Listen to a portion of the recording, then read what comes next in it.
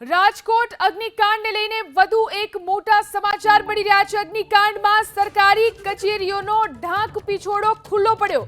Rajkot મનપાએ TRP game ઝોનનો tax વસૂલ્યો હોવાનો ખુલાસો થયો છે, તો પીજીવીસીએલ ગેમ ઝોન પાસેથી લાઇટ બિલ પણ વસૂલતો હોવાનો ખુલાસો થયો।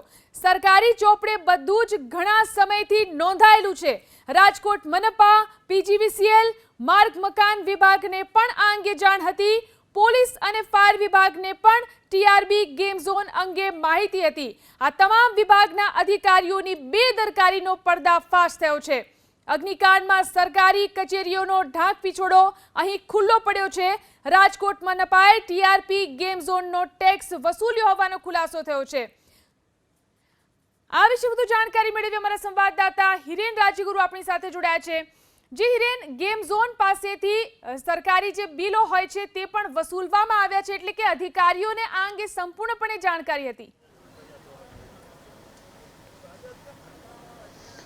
બિલકુલ એબીપી અસ્મિતા, આ જે બનાવ બન્યો એના બીજા દિવસથી કહેતું આવ્યું છે કે આ સરકારી બેદરકારી છે। સરકારના એક નહીં પરંતુ અનેક વિભાગોનું આ પાપ છે જે એક પછી એક બહાર આવી રહ્યું છે। અત્યારે જે પુરાવા સામે આવ્યા છે એની અંદર પીજીવીસીએલે આ જે ગેમ ઝોન છે, ગેમ ઝોન પાસેથી જે બિલ, લાઇટ બિલ આવતું હોય છે, એ લાઇટ બિલ વસૂલાનો પુરાવો છે। લાઇટ બિલ છે અને લાઇટ બિલ ચૂકવાયા હોવાની પહોંચ પણ સામે આવી છે। બીજો એક દસ્તાવેજી પુરાવો છે તે રાજકોટ મહાનગરપાલિકાના ટેક્સની રિસીપ્ટ છે। 2023-2024નો ટેક્સ જે આ ગેમ ઝોનના માલિક દ્વારા ભરવામાં આવ્યો હતો તેની આ રિસીપ્ટ છે।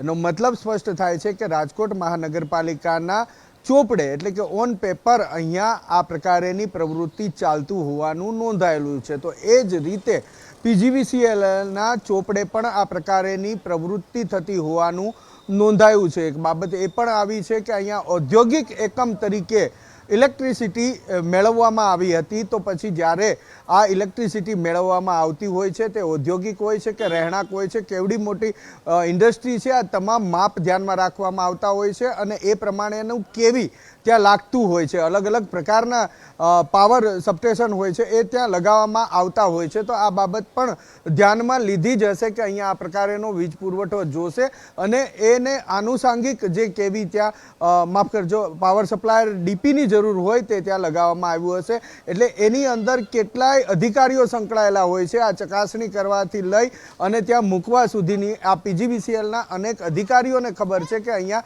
આ પ્રકારેનું ચાલી રહ્યું છે। એ જ રીતે રાજકોટ મહાનગરપાલિકા જે ટેક્સ વસૂલે છે, તો ટેક્સ જ્યારે વસૂલાતો હોય છે ત્યારે તેની માપણી પણ થતી હોય છે કે કેટલી જમીન છે, એમાં કેટલું બાંધકામ થયેલું છે, કેટલું કાચું છે, કેટલું પાકું છે, આ પ્રમાણે ટેક્સ નક્કી થતો હોય છે અને એ ટેક્સ રાજકોટ મહાનગરપાલિકાએ વસૂલો છે। એનો મતલબ છે કે તમામ પ્રકારેની જે પ્રક્રિયા છે એ પ્રક્રિયા પૂર્ણ કરી અને રાજકોટ મહાનગરપાલિકાના ચોપડે આ યુનિટ નોંધાયેલું છે। આમ છતાં રાજકોટનું દરેક પ્રશાસન, દરેક વિભાગ શરૂઆતના દિવસોમાં કહેતું રહ્યું છે કે અમને ખબર જ નથી, અહીંયા આ પ્રકારેનો ગેમ ઝોન ચાલે છે, એ સરકારી ચોપડે નોંધાયો જ નથી। પરંતુ એબીપી અસ્મિતા એક બાદ એક ખુલાસા કરતું આવ્યું છે। તેની અંદર પુરાવા, દસ્તાવેજી પુરાવા પણ મૂકવામાં આવી રહ્યા છે ગુજરાતની જનતા સમક્ષ, સરકારની સમક્ષ કે આ એ પુરાવા છે જે પુરાવા સાબિત કરે છે કે અનેક વિભાગોનું આ પાપ છે કે જેણે સરકારે હમણાં થોડી વાર પહેલા જાહેર કર્યું સત્તાવાર એ રીતે 27 લોકોના ભોગ લીધા છે।